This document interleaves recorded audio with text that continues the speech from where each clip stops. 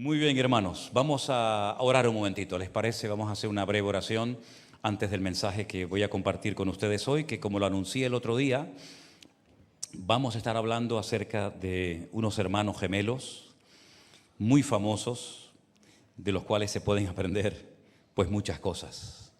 Te damos gracias, Padre Santo, por esta oportunidad maravillosa que nos estás permitiendo tener en esta tarde de poder reunirnos junto con otros hermanos, sabiendo que hay centenares, miles de hermanos detrás de estas pantallas, de esas cámaras, que están siguiendo también en tiempo real el culto y van a escuchar tu palabra junto con los hermanos que estamos aquí.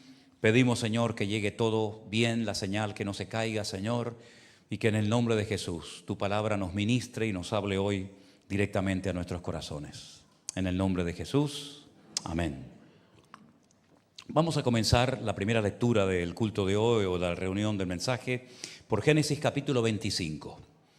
Génesis capítulo 25. Sin lugar a dudas, la pareja de hermanos más famosa de toda la Biblia fue la pareja de Esaú o Esaf, como se llama en su idioma original, y Jacob. También hay otro hermano gemelo en el Nuevo Testamento, pero no conocimos nunca al otro hermano, solamente conocimos a uno. Tomás, Dídimo, la palabra Dídimo significa gemelo, era hermano gemelo de otro. ¿Por qué el Señor solamente llamó a uno y no llamó a los dos hermanos gemelos para ser discípulos de Cristo? No tenemos la respuesta, solo el Señor lo sabe. Pero que Tomás era hermano gemelo de otro, eso es seguro. Pero en Génesis, capítulo 25, a partir del verso 19, leemos el nacimiento de estos dos hermanos gemelos. Y dice así la palabra del Señor. Estos son los descendientes de Isaac, hijo de Abraham. Abraham engendró a Isaac, y era Isaac de 40 años cuando tomó por mujer a Rebeca, hija de Betuel, arameo de Padán Aram, hermana de Labán, arameo. Y oró Isaac al Señor por su mujer, que era estéril, y lo aceptó el Señor y concibió Rebeca su mujer. Y los hijos luchaban dentro de ella y dijo, si es así, ¿para qué vivo yo? Y fue a consultar al Señor. Y le respondió el Señor diciéndole, dos naciones hay en tu seno, dos pueblos serán divididos desde tus entrañas. Un pueblo será más fuerte que el otro, y el mayor servirá al menor. Cuando se cumplieron sus días para dar a luz, he aquí había gemelos en su vientre. Y salió el primero rubio y era todo velludo como una pelliza. Y llamaron su nombre Esaú. Después salió su hermano trabada su mano al calcañar de Esaú.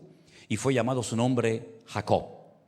Y era Isaac de edad de 60 años cuando ella los dio a luz. La verdad que la vida de todos estos personajes, Abraham, Isaac, Jacob, Esaú, la verdad que es para hacer muchas películas y escribir muchos libros y novelas, porque cada uno de ellos nos enseñan cosas realmente extraordinarias, algunas buenas, otras malas, ejemplos a imitar, ejemplos a no imitar. Lo que me llama la atención es que a la edad de 39 años fue cuando Isaac fue llevado al monte Moriah para ser sacrificado por su padre Abraham sobre un altar. Al año siguiente, él se casa con una tal Rebeca, y dice la palabra de Dios que al poco tiempo se da cuenta de que su esposa es estéril. Y si os habéis dado cuenta, lo hemos leído esta tarde, cuando él se casa con Rebeca, dice que tenía 40 años, y oró por ella, pero cuando nacieron sus hijos, que yo sepa fueron los únicos dos que tuvieron, tenía 60 años. Si cuando tenía 40 años oró porque se dio cuenta de que su mujer tenía un problema, era estéril, y el Señor oyó su oración, ¿por qué hasta los 60 años no nacieron sus hijos? Dios tiene que esperar 20 años para responder a una oración tan importante, a una sanidad tan importante como es sanar a Rebeca. Lo que está bien claro que en esos 20 años el Señor obró tanto en la vida de Rebeca como en la vida de Isaac de una forma tremenda. Rebeca era muchísimo más joven que él, pero independientemente de la edad que pudieran tener, la Biblia nos dice la procedencia de esta mujer. porque Abraham tenía una carga en su corazón, y es que no quería que su hijo se casara con las mujeres de Canaán, porque lo podían echar a perder, podían llevar su corazón a la idolatría. Y Abraham tenía esa carga, tenía ese dolor, y le pide a su criado de confianza, Eliezer, cuyo nombre significa el Señor es mi ayuda o mi ayudador, que vaya a la tierra de la cual salió Abraham y allí busque una mujer idónea para su hijo Isaac. El viaje era muy largo, fue cargado con abundancia de oro, de plata, muchos camellos, y también el viaje de regreso duró muchísimo tiempo. El asunto es que logró encontrar a la mujer idónea para el hijo de su amo. Esta mujer se llamaba Rebeca. Era hija de un tal Betuel, familiar de Abraham. Pero tenía un hermano que se llamaba Labán. Y curiosamente, también en español lo podemos hacer. Si ustedes fijan su mirada en la Biblia, en el verso 20, el nombre Labán, ¿cómo se lee el nombre Labán al revés? ¿Cómo? Nabal.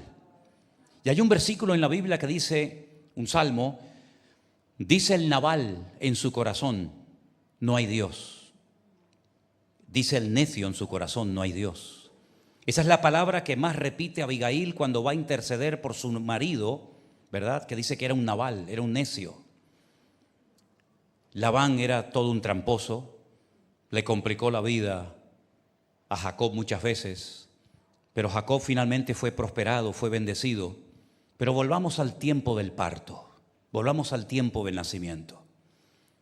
Su madre lo estaba pasando realmente mal, porque no era normal que estuvieran constantemente esos niños dentro del vientre peleándose, hiriéndose, golpeándose el uno al otro. El embarazo fue muy complicado hasta el punto que ella tiene que ir a consultar al Señor. Y el Señor le responde. Porque cada vez que nos refugiamos en Dios y buscamos palabra, buscamos orientación, el Señor siempre nos va a hablar. Y en esta ocasión le da el Señor una palabra que trajo, digamos, un cierto consuelo, pero al mismo tiempo es una palabra profética porque está dando el destino de lo que van a hacer estos niños. Llegó a decir que el mayor servirá al menor y que ella lo que realmente lleva en su vientre son dos estilos de vida diferentes, opuestos el uno al otro. Eran diferentes por fuera y eran diferentes por dentro. Y cada uno representa a una nación, a un pueblo, que curiosamente dice que uno será más fuerte que el otro. Ahora, si nos fijamos, por ejemplo, en el nombre que le pusieron a estos niños, es muy interesante porque los nombres en el tiempo bíblico no se ponían porque sonaban bonitos, sino que siempre detrás del nombre había un propósito, había una razón de ser. Se oraba muchas veces incluso para que Dios revelara y mostrara el nombre de los hijos. Y al primero le pusieron Esav, ese es el nombre en hebreo, Esav, que viene de Azui, y Azui significa hecho, algo que ha sido hecho. Ya no hay que tocar nada, ya no hay que modificar nada, ya está hecho y así se quedó. Es interesante notar que esta expresión hecho o formado aparece en los primeros capítulos del libro del Génesis. La Biblia dice que la obra de Dios, obra perfecta, obra completa, Él utilizó 3 términos diferentes en hebreo que los vamos a poner en la pantalla. En Génesis capítulo 1 dice que Dios creó, en el principio creó Dios los cielos y la tierra. Y el verbo que aparece ahí es bará. Cada vez que habla de crear, siempre se emplea la palabra o el verbo, el término bará. Cuando se habla de formar, de darle forma a algo que ya ha sido creado o va a ser formado, la palabra cambia y la tienen ahí en la pantalla, es yatzar. Pero hay una palabra muy interesante que es la palabra asá, de donde viene el término hacer, y de ahí viene el nombre de Esaú. Algo que fue hecho, algo que ya está completo, ya no se puede cambiar. Así como lo ves, así será toda su vida. Es interesante que la Biblia destaca que era un niño rubio. Realmente el hebreo no dice que era rubio, dice que era pelirrojo. Era muy velludo, como si fuera una pelliza, como si fuera una auténtica piel de animal. Podríamos decir en cierto sentido que cuando veían a ese niño casi recién nacido, es como si vieran a un hombre en chiquitito. Un hombre totalmente formado, con facciones de hombre, con pelos, con todo de hombre, pero en miniatura. Y es que su aspecto exterior, como un niño que ya está totalmente formado, nos habla acerca de cómo va a ser su carácter. En Esaú ustedes nunca van a ver un cambio. Esaú siempre fue igual. Sin embargo, si comparamos a su hermano con él, a Jacob, la palabra Jacob viene de Jacob, que significa perseguir o conseguir algo que quieres obtener. Y así fue la vida de Jacob siempre peleando, siempre luchando por algo que quiere conseguir, llámese bendición, llámese esposa, llámese herencia, lo que sea. En la vida de Jacob hay un esfuerzo continuo, hay siempre una pelea, hay siempre un querer alcanzar algo. Aunque a veces los métodos que utilizó no eran todo lo correcto que digamos, pero vemos en Jacob que él quiere crecer, a él le interesa alcanzar la bendición. Es capaz de mentirle a su padre, es capaz de hacer ahí un medio negocio con su hermano, porque él lo que quiere es obtener la bendición a toda costa. Cuando pelea con aquel varón, dice la Biblia que estuvo toda la noche peleando, dice: no te dejaré hasta que no me bendigas. La vida de Jacob fue una lucha continua, fue una vida difícil y dura. Él mismo le dice eso a Faraón. Cuando él logra bajar a Egipto, el Faraón le dice: ¿cuántos años tienes? Y antes de decirle la edad, le dice: tengo pocos y malos. La vida de Jacob fue una lucha desde el vientre de su madre, prácticamente hasta que murió. Se llevó unas desilusiones, se llevó unos palos tremendos, tuvo muchos problemas con algunos de sus hijos. Una hija fue abusada por un tal Siquén, que era el hijo de Hamor, el rey de aquella ciudad. En fin, la vida de Jacob fue una lucha constante y permanente. Pero Jacob cambió. Vemos incluso que cambió por fuera y por dentro. La Biblia dice que aquel varón le descoyuntó la cadera y quedó lisiado, quedó cojo para toda la vida. De ahí la expresión: oh gusano de Jacob.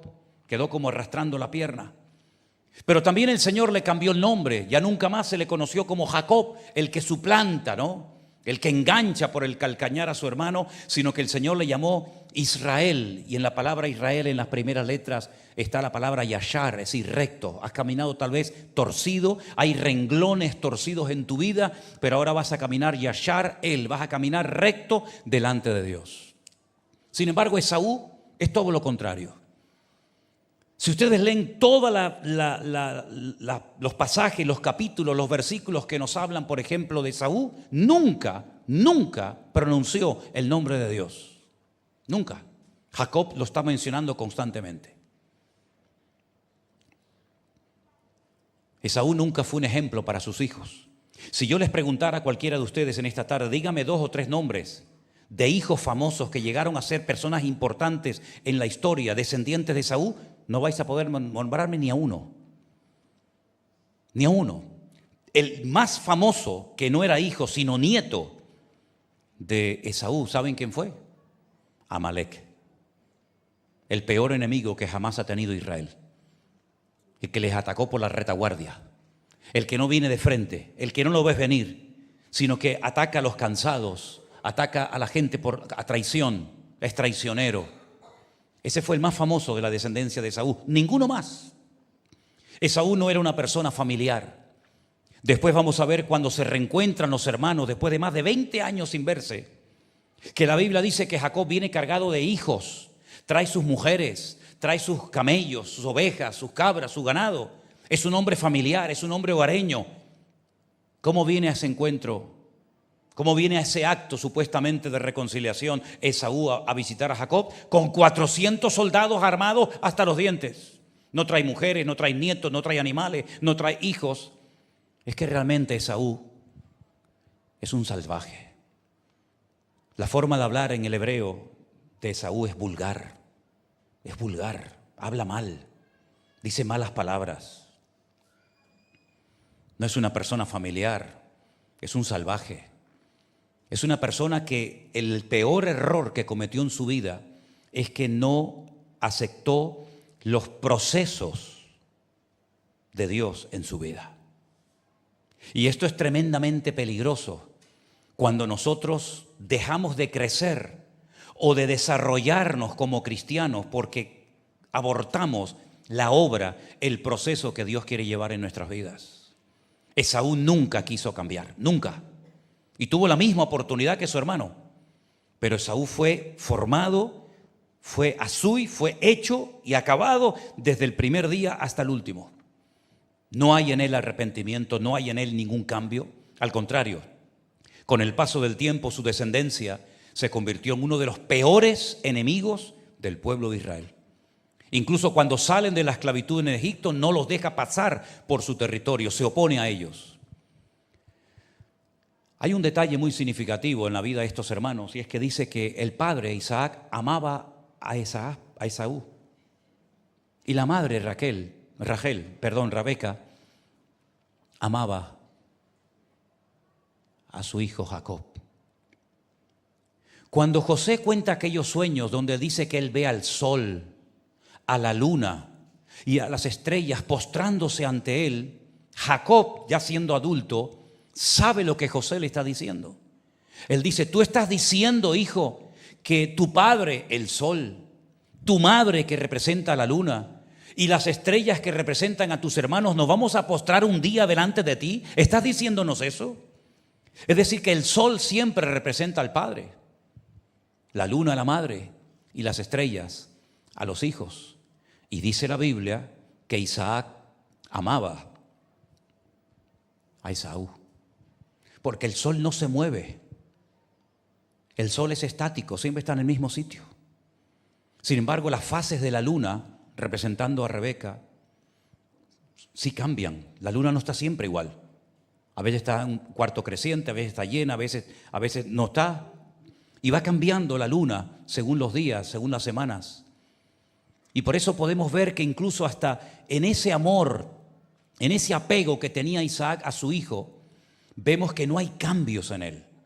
La influencia de su padre no sirvió en él para nada. Es más, hay un momento, y leí esta semana este versículo muy interesante, que fíjense cómo era el corazón de Esaú. Capítulo 27, verso 41 dice: aborreció Esaú a Jacob. Lo aborreció por la bendición con la que su padre le había bendecido. Y dijo en su corazón: llegarán los días del luto de mi padre y yo mataré a mi hermano Jacob. ¿Qué les parece? Pero solamente menciona a su padre. ¿Por qué no piensa en el dolor que le puede producir también a la madre si mata a su hermano? ¿Por qué no dice: llegarán los días de luto de mi padre y de mi madre? Y entonces, él a la madre ni la menciona. Prácticamente con su madre no tuvo ninguna relación y no le importaba los sentimientos o cómo le podía sentar que mataran a uno de sus hijos. Solamente le importaba lo que su padre podía sufrir si se enteraba que mataba a su hermano Jacob. Para colmo, sabiendo que esto le va a desagradar a su padre y a su madre, se casa con mujeres cananeas, cosa que no hace Jacob. Jacob se va lejos, a Padán Aram, y allí busca una esposa, ¿verdad? Allí se casa con Lea, se casa con Raquel. Vemos que es un hombre familiar, que ama a sus hijos, que ora por sus hijos, que los bendice. En Esaú nunca ves ni un detalle espiritual. Es carne pura, desde la A hasta la Z. La Biblia en el Nuevo Testamento lo describe como un profano, como un hombre que no tiene ningún respeto, ningún temor a Dios, ni a lo que Dios representa, hace o dice. Esaú es capaz de vender, no por dinero, sino por un simple plato de comida. Lentejas, su primogenitura, porque no es un hombre que le importa lo espiritual, no es un hombre que tiene visión de futuro, no le importa lo que es trascendental en la vida, a él le importa el aquí, ahora y ya. Ese es el espíritu de Esaú, el que quiere las cosas ya, el que no está dispuesto a esperar, el que no está dispuesto a esperar un trato de Dios, un cambio interior para poder alcanzar mayores bendiciones. Porque hay bendiciones que se alcanzan en un nivel de madurez y hay otras que no vienen a menos que crezca espiritualmente hablando. Así como te lo digo de claro.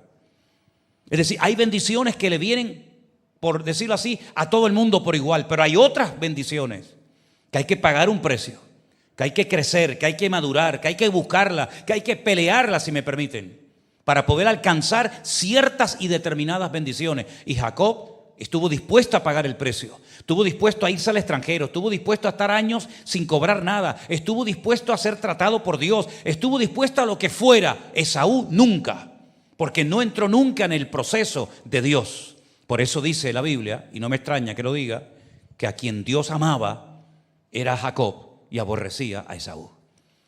Porque son dos estilos de vida completamente diferentes, dos conceptos contrarios que nunca se van a encontrar. Y es interesante notar porque dice la Biblia que cuando por fin se encontraron después de más de 20 años sin verse, Jacob todavía tenía miedo en su corazón porque sabía que Esaú tenía una característica que hace mucho daño a la gente que tiene ese defecto en su carácter, y es que era rencoroso. Esaú era una persona rencorosa, y las personas rencorosas son personas amargadas, y las personas amargadas y rencorosas son gente peligrosa, que contagian a los demás. Por eso toda la descendencia de Esaú fue un desastre. ¿Qué quedó de Esaú? Nada, absolutamente nada. Fíjate que Edom viene también de Adán, se escribe exactamente igual, salvo una pequeña letra. Adán y Edom es igual, pero Adán, pronunciado así, es humano, ser humano, y Edom significa rojo, porque a Esaú le encantaba derramar sangre. No es una persona pacífica, no es una persona amorosa, como dije antes, no es familiar. Por lo tanto, ¿qué ejemplo le va a dar a sus hijos? Ninguno. Sin embargo, Jacob bendijo a sus hijos. Jacob ministró muchas veces a sus hijos. Jacob fue un ejemplo. La Biblia habla del Dios de Abraham, del Dios de Isaac, del Dios de Jacob. Nunca habla del Dios de Esaú, porque no tenía ningún Dios. Era un auténtico salvaje. Y estamos viendo cómo en estos dos muchachos, a pesar de que nacen en el mismo hogar, el mismo padre y la misma madre, son completamente diferentes por fuera y por dentro. Esaú, al rechazar el trato de Dios en su vida, fue una persona que lamentablemente se juntó con malas compañías. ¿Y saben ya lo peor de lo peor? ¿Saben con quién terminó casándose? Tenía varias mujeres, pero para colmo añadió un pecado más todavía a su vida. Como decía mi padre, Dios los cría y el diablo lo junta. Se casó con una hija de Ismael. De Guatemala a Guatapeor. Con una hija de Ismael, otro salvaje, que la Biblia lo define así, Pere Adán, salvaje hombre. Se juntó la casa de Esaú, se juntó la casa de Ismael, y eso fue un cóctel molotov, que hasta el día de hoy estamos viendo las consecuencias. Tremendo. El estilo de vida de Esaú es el que se ha extendido en la sociedad actual, donde la gente quiere todo ahora, rápido, y me enfado si tengo que esperar un ratito por ir a buscar una compra o ir al banco o al supermercado o hacer cualquier otra operación. Ese es el estilo de vida que impera hoy en día en la sociedad, en los jóvenes, en la gente hoy en día. No quiero esperar, tiene que ser aquí, ahora, rápido. Sin embargo, el de Jacob es poco a poco. Hay una expresión impresionante en el libro del Génesis, en el capítulo 33, que os la voy a poner ahí en la pantalla para que se la aprendan de memoria. Yo les voy a decir lo que significa, no se preocupe. En Génesis capítulo 33, el verso 14, cuando se produce esa reconciliación aparentemente, entre los dos hermanos que llevan años sin verse ni hablarse, Esaú está empeñado en que vaya con él. Le mete prisa, le dice, no, vente conmigo que yo te ayudo. Y Jacob le dice, mira, yo no puedo ir a tu ritmo, escuchen bien esto, yo no puedo ir a tu paso porque yo tengo mujeres, yo tengo niños, yo tengo animales. Fíjate que se preocupa hasta por los animales. A Esaú le da igual. Dice, si yo voy a tu ritmo los voy a matar, los voy a agotar y al final voy a perder todo lo que he tardado más de 20 años en conseguir. Es decir, que por tus prisas, Esaú, estás como estás. Por tus prisas, por tus carreras, por no saber esperar, Te ha pasado todo lo que te ha pasado en la vida y más que te va a pasar. Pero yo no puedo ir a tu ritmo, porque si tú me obligas a vivir un estilo de vida diferente al que yo he querido vivir, yo voy a terminar destruyendo a mi familia. Yo voy a terminar matando a los animales y bajo ningún concepto yo voy a aceptar ir a tu ritmo. Y entonces cuando aparece la frase en el verso 14, Génesis 33, 14, pase ahora mi Señor delante de su siervo y yo iré poco a poco, al paso del ganado que va delante de mí y al paso de los niños hasta que llegue a mi Señor a Seir. Yo iré etnalá leití. Esa es la frase. Yo iré etnalá leití. Yo iré poco a poco, paso a paso, al ritmo que me marca, pues en este caso mi familia y los animales, y no al ritmo que tú me estás imponiendo a mi vida o intentas imponerme. El mundo hoy en día nos dice cómo tenemos que vivir, cómo tenemos que vestirnos, cómo tenemos que actuar. Quieren que entremos en la carrera loca del mundo. Sin embargo, nosotros somos de los que decimos etnalá leití. Yo voy paso a paso porque yo sigo a alguien y ese alguien es mi Señor. Y detrás de mí viene mucha gente que también a mí me están siguiendo porque ven que yo voy al paso que nos indica el Señor. Y quiero que sepas que tú estás siguiendo al Señor. Amén, hermano. Pero detrás de ti hay hijos. Detrás de ti hay nietos. Detrás de ti hay gente que tú has tenido el honor y el privilegio, tal vez, de haberlos llevado, de haberlos conducido hasta los pies de Cristo. Y de alguna manera te están también siguiendo a ti. No dejes que el mundo te diga el ritmo de vida que tienes que llevar. No dejes que el mundo te imponga su ritmo, porque tú vas al paso que te indica el Señor. Y puse ahí no solamente la frase, sino un número. Ustedes saben que en hebreo las letras tienen un valor numérico. Ponlo otra vez, por favor. Las letras tienen un valor numérico. Y si ponemos el valor numérico de cada una de las letras en hebreo y de toda esa frase, etnalá leití, el valor es 541. Y saben que el nombre Israel, si sacamos y extraemos el valor numérico del nombre Israel, da exactamente igual 541. En otras palabras, es el Señor el que tiene que decirnos si tenemos que pararnos, correr, hablar, sentarnos, llorar, reír o lo que sea. Nosotros no vamos por la vida como un caballo desbocado, impulsado por emociones y sentimientos o por modas, manipulado por los medios de comunicación, sino que nosotros vamos siguiendo los pasos que nos va trazando el Señor Jesucristo. Y si otro va más rápido que tú y te adelanta, no te preocupes. El Señor tiene un plan y un propósito para cada uno de nosotros. Y a unos les hace correr más que a otros. Y a otros los pone en un área y a otros los pone en otro área. Pero sea como sea, pídele de corazón al Señor: Señor, yo quiero aceptar y gozarme en los procesos y en los cambios que tú tienes preparados para mi vida. Hasta el nombre ya dije que le cambió. Ahora te vas a llamar diferente. Ya no te van a llamar Jacob, sino que ahora vas a ser Israel.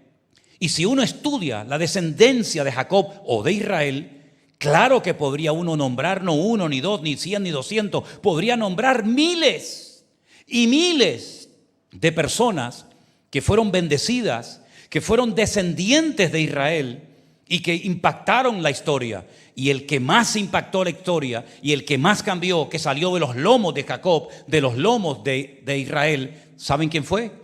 Nuestro amado y querido Salvador, nuestro Señor Jesucristo. Dale un fuerte aplauso a Él en esta noche. A Él, aleluya, exaltamos y glorificamos. Gloria a Dios. Todas las características de Saúl son muy desagradables, hermanos.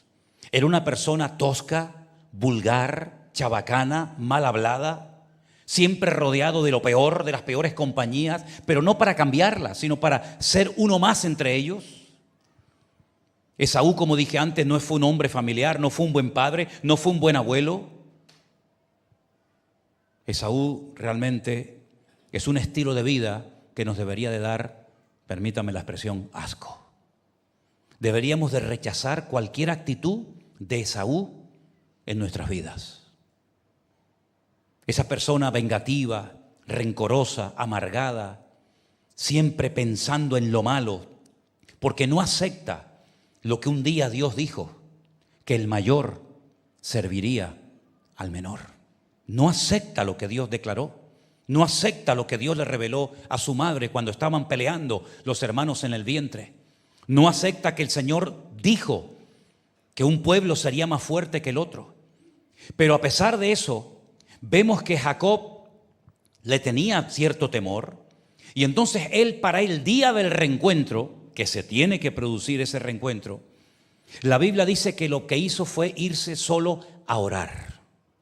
Cuando tengas miedo, cuando tengas una inseguridad en tu vida tremenda, cuando tengas miedo de perder tal vez los privilegios, los valores, las bendiciones que el Señor te ha dado, no alimentes tu miedo, sino alimenta tu fe orando a solas en la presencia del Señor. Y dice que el Señor le habló, el Señor lo consoló, le vinieron a la mente promesas que el Señor le había dado cuando tuvo que huir para salvar su vida de su hermano. Y entonces dice que orando le vino al corazón hacer algo muy interesante, y es darle a su hermano Esaú un montón de animales como señal de que iba en serio y que quería la paz y reconciliarse con su hermano. Hizo varios campamentos, pero quiero destacar algo en cuanto a esto muy interesante. Si vienen conmigo al capítulo 32 del libro del Génesis, donde ya se está preparando Jacob para el encuentro con su hermano Esaú, dice que Jacob siguió su camino y le salieron al encuentro ángeles de Dios. Este hombre tuvo varios encuentros con ángeles a lo largo de su vida. Ahora dice que le salen al encuentro ángeles de Dios, pero una noche durmiendo también vio una escalera donde subían y bajaban ángeles de Dios. Y dice que Jacob los vio y dijo: campamento de Dios es este, y llamó el nombre de aquel lugar Mahanaim. Es interesante notar porque en hebreo campamentos en plural no se dice Mahanaim, sino Mahalot, como dice en el versículo 8. Y dijo: si viene Esaú contra un Mahalot, si viene contra un campamento y lo ataca, el otro campamento escapará. Él lo que está haciendo es destacar que el campamento donde está la gloria, la presencia del Señor en su vida, hay que llamarlo de una forma diferente para destacar que en ese lugar la presencia de Dios es tan poderosa que hasta ángeles de Dios vienen a visitarlo. Y cuando él se está preparando en oración y comienza Esaú a ver que le llega gente con animales, y después le llega otro campamento de gente con más animales y otro campamento con más animales, Esaú no da crédito y hay un momento en el que él pregunta: ¿pero qué pretendes con todo esto? ¿Cuál es tu intención con tantos campamentos, con tanta oveja, con tanta cabra, que no vienen todos juntos, sino en varias sesiones? Cada campamento anunciaba que Jacob venía. Cada campamento de niños, de mujeres y de animales era como un botón de muestra del amor, del deseo genuino que había en el corazón de Jacob de reconciliarse con su hermano. Aquellos mensajeros que iban y le decían: mira, estas ovejas, estas cabras y estos camellos son para ti de parte de tu hermano. Y cuando en el horizonte volvía a ver otro montón de ovejas y otro montón de animales, y le decían: esto es un regalo que tu hermano te hace, porque tu hermano va a venir. Es interesante notar que a lo largo de nuestra vida, cuando nosotros nos preparamos como iglesia en oración, en comunión con el Señor comienza a mandar sobre nosotros bendiciones. Pero detrás de las bendiciones, el que viene es el que bendice. Y hay gente que se queda con las bendiciones, pero se olvidan del que da las bendiciones.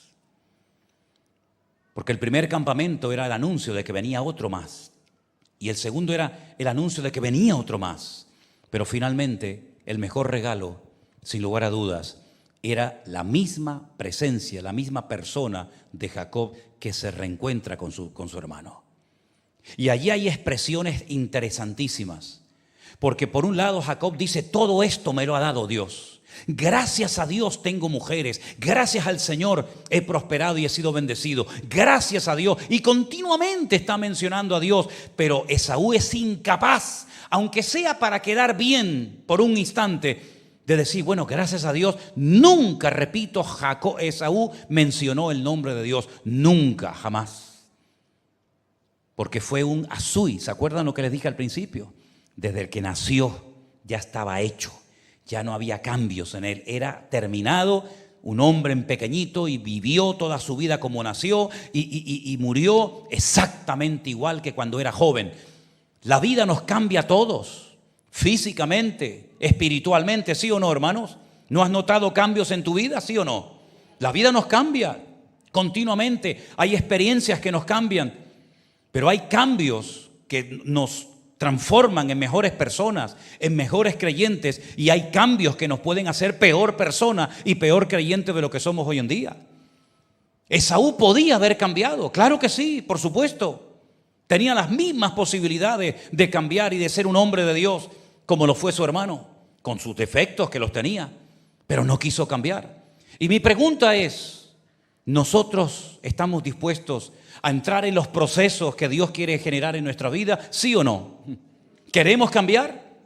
Si tu respuesta a la pregunta ¿queremos cambiar? es sí, te felicito. Y tengo la buena nueva, la buena noticia, que si quieres cambiar, Dios te va a ayudar a que puedas cambiar. ¿Quieres cambiar tu impuntualidad? ¿Quieres cambiar tu temperamento? ¿Quieres cambiar, en fin, cosas que tú sabes que tienen que ser cambiadas? Si tú quieres cambiar y le pides al Señor como Jacob, no te dejaré hasta que me bendiga, Dios te va a cambiar. Pero si tu respuesta es no, no quiero cambiar, así me quedo, te convertirás en un carnal. ¿Y puede haber cristianos carnales? Sí. Pablo le dijo a los Corintios en el capítulo 3, niños en Cristo, carnales, que no os pude dar viandas sólidas, sino leche, porque sois niños, incapaces de recibir cosas profundas, porque debido a vuestra falta de crecimiento y de desarrollo espiritual, no os pude tratar como adultos, sino como a niños en Cristo. Y por eso se comportan como niños, con celos, con envidias. Yo soy de este, yo soy del otro. Y si os comportáis así, sois carnales y niños en Cristo. Si tu respuesta a la pregunta ¿quieres cambiar? es no, te convertirás en un cristiano carnal. Y yo añadiría, en un mediocre. Y no hay nada peor que un creyente que tiene la posibilidad de llegar a ser una persona usada y bendecida por el Señor, que por no haber querido entrar en el proceso de Dios, por haber rehuido los cambios que el Señor quería producir en tu vida, te conviertas en un calientabanco, en un mediocre toda tu vida. Mediocre en la hora de orar, mediocre en la hora de tocar, mediocre en todo lo que hagas y en todo lo que digas. Y si quieres saber qué nivel de cristiano eres hoy en día, mira la cara de tu hijo, mira a tus hijos, porque ellos son el espejo en el que los padres nos vemos. Así de claro. A veces decimos, no, es que yo cuando tenía tu edad yo no era como tú. Como me decía una vez mi padre, que me estaba echando una bronca, para no variar. Y pasó su madre, mi abuela, y él decía, yo a tu edad no sé qué y no sé cuánto. Y la abuela le dijo, el gallo no se acuerda cuando fue pollo. ¿Qué dices tú a tu edad si tú a tu edad eras peor que él? A veces es bueno que veamos en nuestros hijos cómo son. Si son espirituales como tú o carnales como tú.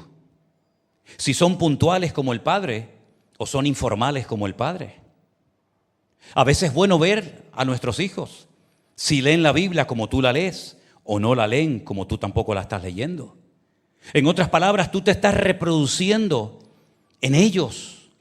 Pero no solamente se parecen en lo físico, en lo genético, sino también en lo espiritual. también en lo espiritual. Y por eso Esaú, ¿qué fue lo que reprodujo? Gente carnal, sanguinaria, vengativa y rencorosa toda su vida. Hasta el punto que el peor enemigo que jamás ha tenido Israel se llamó Amalek. ¿Y de quién era Amalek? Hijo del hijo de Esaú. Era el nieto de Esaú. Eso fue lo que produjo. Un enemigo terrible, que fue el primer enemigo que se atrevió a pelear contra Dios, contra el trono de Dios. Y el Señor dijo: tendrás guerra de generación en generación contra Amalek, porque es un espíritu, es una actitud. Y el Señor nos permitió publicar un libro que se llama, no me acuerdo ahora el nombre, pero es justamente de la lucha, del espíritu, de la actitud, de demonología creo que se llama, pero realmente el nombre no hace honor al tema, porque es un estudio sobre el personaje de Amalek, que era el nieto de Esaú. Sin embargo, queridos hermanos, ustedes pueden ver, por ejemplo, a Jacob, que es capaz de desprenderse de más de 800 animales, de postrarse 7 veces en tierra, llamando a Adoní, llamando mi Señor a su hermano Esaú, porque siempre quiso la paz, siempre quiso reconciliarse con él. Y parecía que se ablandó el corazón de Esaú. Pero hermanos, la cabra siempre tira al monte. En cuanto una persona baja la guardia, sale la carne, sale tu verdadero ego. Por eso hay a veces creyentes que se encuentran con otros creyentes que se apartaron hace años de los caminos del Señor y se quedan sorprendidos ante sus reacciones. Y te quedas con la boca abierta diciendo: pero ni siquiera nos podemos saludar, ni siquiera nos podemos dar la mano o un beso. No, porque tarde o temprano, cuando nos apartamos de los caminos del Señor y le damos lugar a nuestra rebeldía interior, nuestros complejos nos vuelven a dominar y la carnalidad se posiciona en el trono de nuestro corazón y nos convertimos en personajes como Esaú, personas tremendamente peligrosas y conflictivas. Qué triste, ¿verdad? Teniendo el futuro en la mano, teniendo la posibilidad de haber podido llegar a ser un hombre de Dios, terminó amargado, porque si habéis prestado a la lectura que se leyó esta tarde, dice que llegó un momento en el que lloró, porque se dio cuenta del disparate que cometió vendiendo su primogenitura. Se dio cuenta de que se había equivocado durante toda su vida. Dice: pero ya era demasiado tarde para el arrepentimiento. Qué triste, ¿eh? Cuando ya es demasiado tarde para que te arrepientas. Ya no tienes tiempo ni para arrepentirte. Ya has cruzado la línea y ya no hay marcha atrás. Por eso dice la Escritura: si oyereis hoy su voz, no endurezcáis vuestros corazones. Amén, hermano. Que el Señor nos ayude a todos y a cada uno de nosotros a decirle al Señor: Señor, cámbiame. Hasta el último momento de mi vida, cámbiame.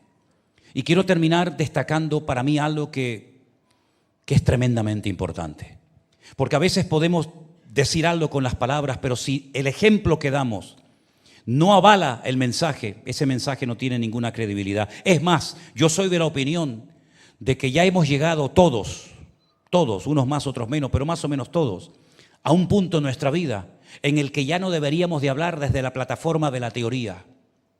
Yo creo que a partir de ahora deberíamos de hablar de nuestras propias experiencias, porque esas son las que le dan credibilidad a tu vida cristiana.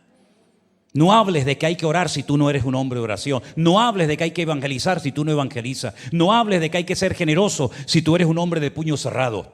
Es decir, habla desde tus experiencias personales, de los cambios genuinos que se han producido en tu vida, porque esos son los mensajes que tendrán contundencia y cambio en tu vida y en el mundo espiritual. Llegó el momento que se reconciliaron los hermanos, pero no te olvides, Jacob venía arropado por toda su familia. Esaú no trajo ni a un familiar, no trajo ni a un hijo, no trajo ni a una esposa, no trajo ni a un nieto, no trajo a nadie. Trajo a 400 maleantes. Sí, 400 hombres armados hasta los dientes, como declarándole la guerra a su hermano después de más de 22 años sin vernos. Todavía sigues igual.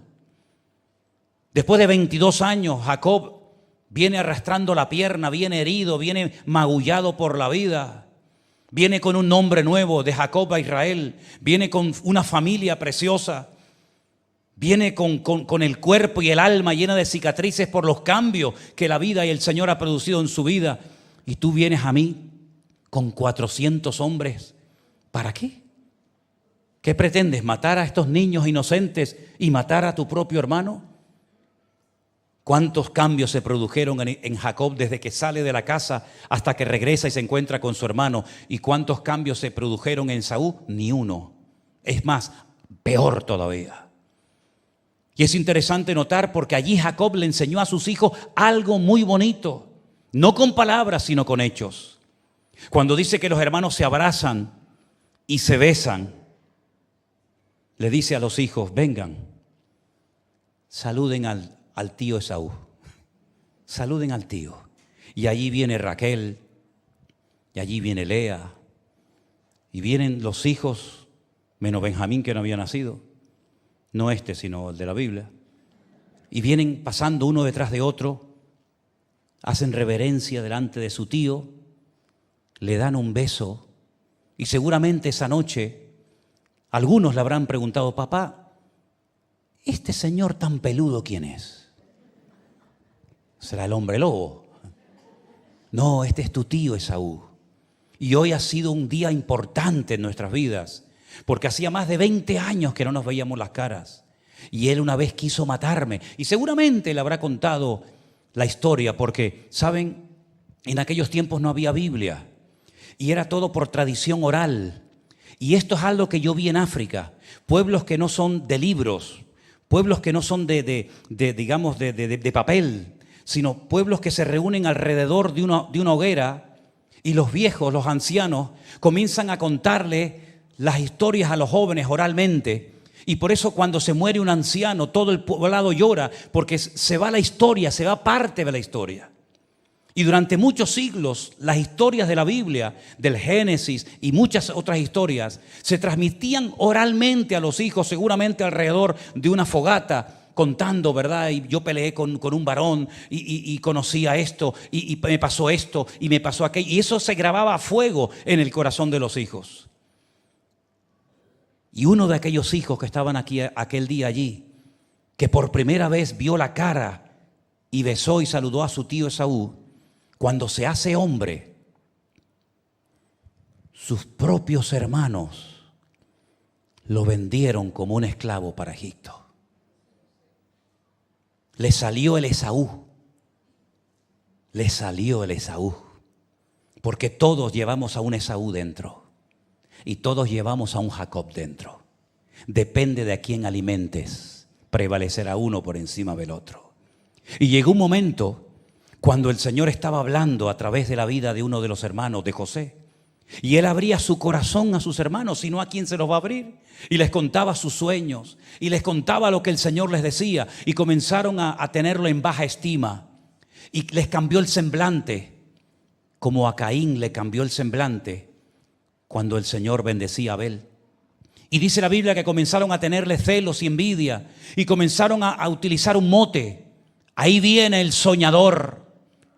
Incluso planearon matarlo, exactamente igual que Esaú quiso matar a su hermano. Exactamente el mismo espíritu de Esaú, ahora en ellos. Y querían matarlo y quitar de medio a José. Finalmente, gracias al Señor, uno de ellos, Rubén, le salvó la vida y lo venden y se lo llevan como esclavo a Egipto. Pero años más tarde se tiene que volver a producir el reencuentro, ya no el de Jacob con Esaú, que ya se ha producido tiempo atrás. Ahora es el reencuentro de los hermanos que han vendido a José con José, que es un hombre importante, un hombre bendecido, porque él sabe que no lo llevaron sus hermanos a Egipto, sino fue la mano y la misericordia de Dios. Y es como que se repite la historia. Rechazado por el hermano, tengo que huir, buscarme la vida, pero vengo bendecido, vengo transformado. Ahora José otra vez es rechazado por sus hermanos, a punto de que lo maten, pero ahora Dios lo ha bendecido, Dios lo ha prosperado, y ahora vienen sus hermanos al reencuentro. Y entonces dice la Biblia que es allí donde José perdona y se reconcilia con sus hermanos. ¿Dónde aprendió esa lección? ¿En qué iglesia la aprendió? ¿En qué escuela dominical le enseñaron que hay que perdonar? En ninguna. Pero sí la aprendió en el hogar. Sí aprendió que su hermano, que su tío estuvo a punto de matar a su padre, pero se produjo la reconciliación.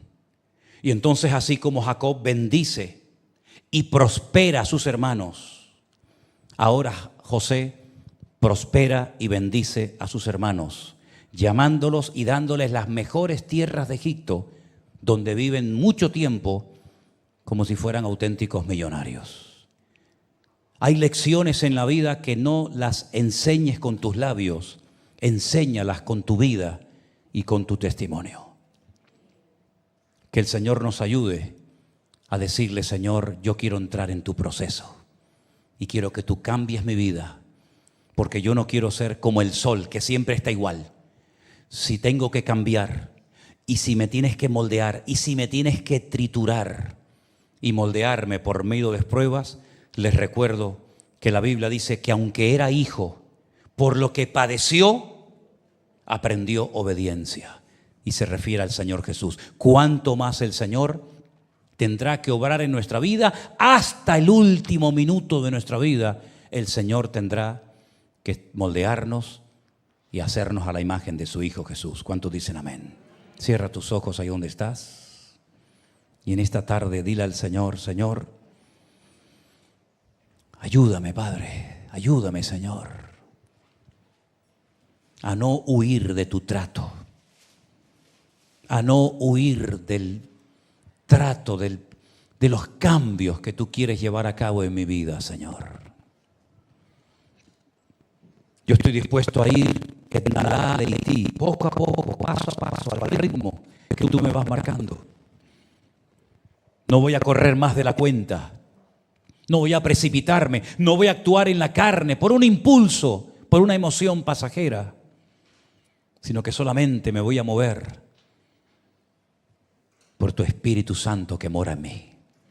Porque dice la palabra del Señor que los verdaderos hijos de Dios son los que son guiados, dirigidos, controlados por el Espíritu de Dios. Estos son los verdaderos hijos de Dios, dice la Escritura.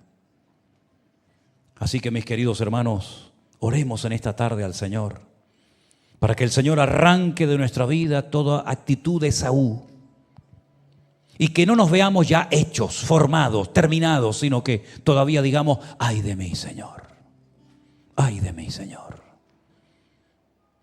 Como dijo aquel profeta: ay de mí, que siendo hombre inmundo de labios he visto tu gloria.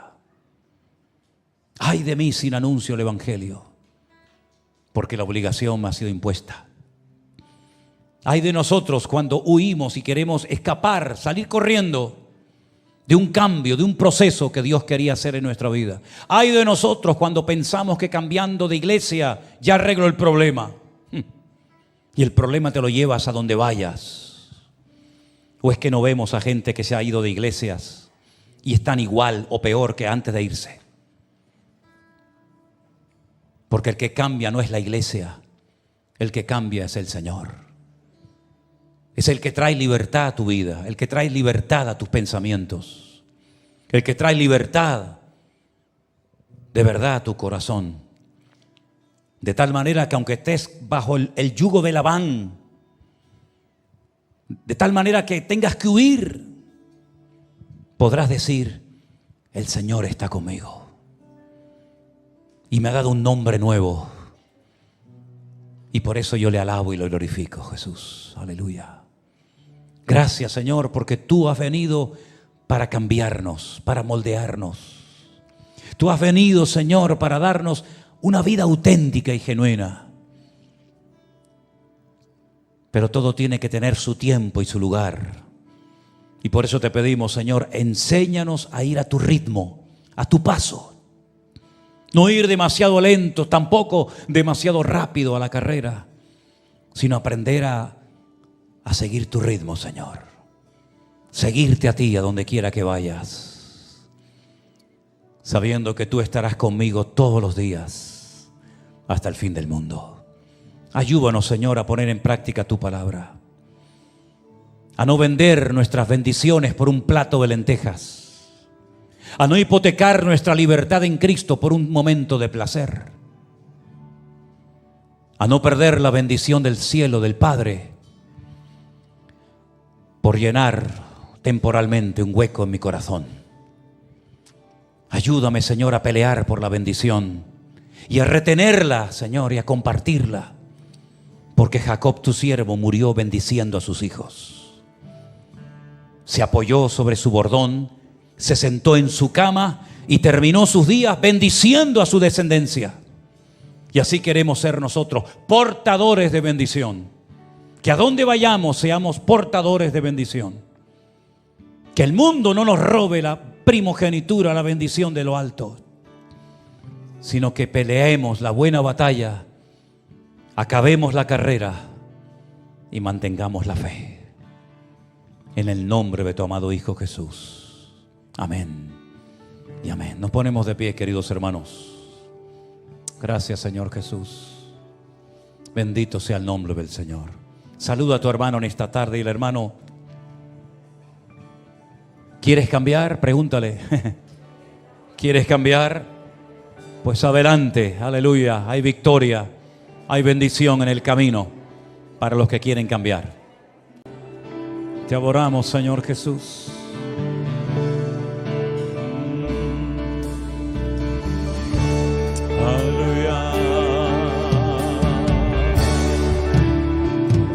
Señor, te alabamos. Bendito sea el nombre de nuestro Dios. Aleluya.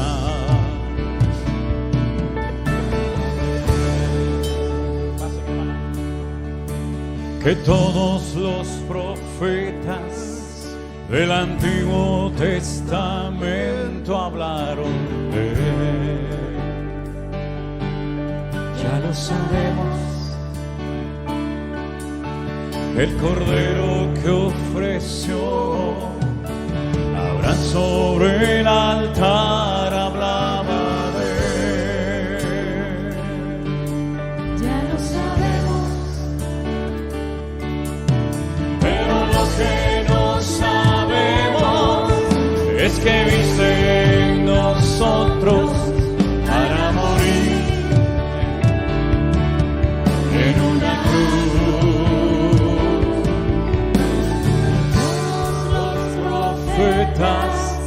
Del Antiguo Testamento hablaron de él. Ya lo sabemos. El cordero que ofreció Abraham sobre el altar hablaba de él. Ya lo sabemos.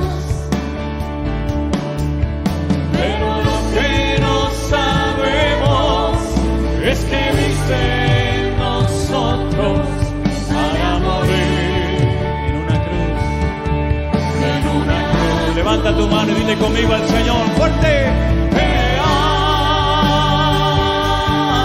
Señor. Amén. Fuerte: te amo, Señor.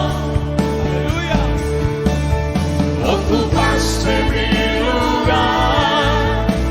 muriendo en una cruz por mí. Amén. Vamos. Te amo, Señor. Te amo, Señor. Ocupaste mi lugar, muriendo en una cruz por mí.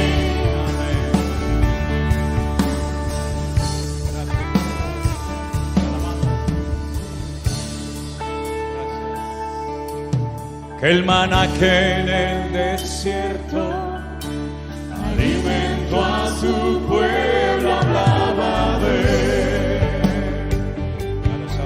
ya lo sabemos.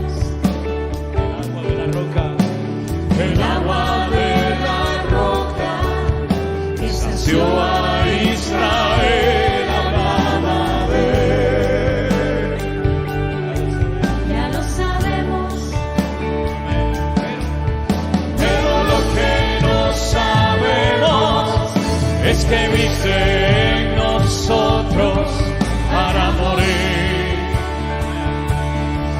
en una cruz. Dilo conmigo. Te amo, Señor. Te amo, Señor. Ocupaste mi lugar, muriendo en una cruz por mí. Te amo, Señor. Te amo, Señor. Ocupaste mi lugar, muriendo en una cruz por mí. Ocupaste mi lugar, muriendo en una cruz por mí. Ocupaste mi lugar, muriendo en una cruz por mí.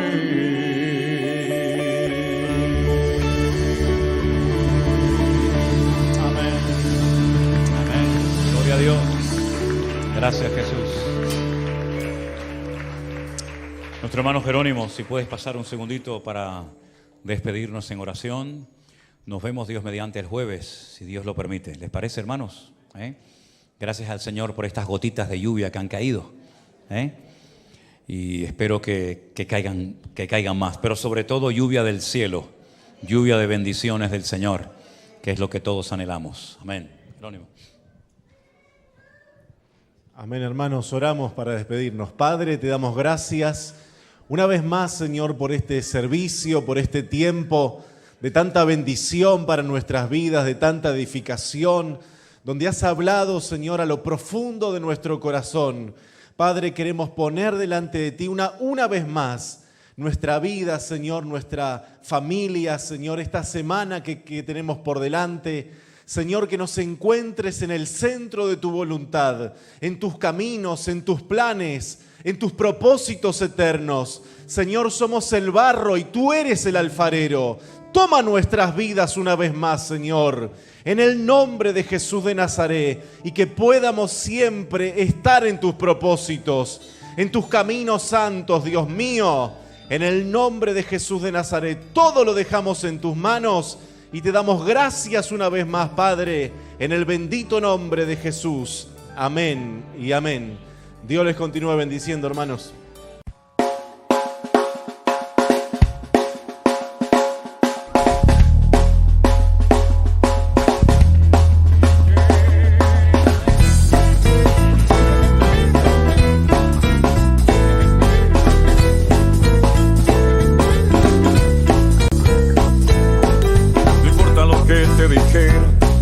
No importa lo que te hicieron, tienes que aprender a descansar en Dios.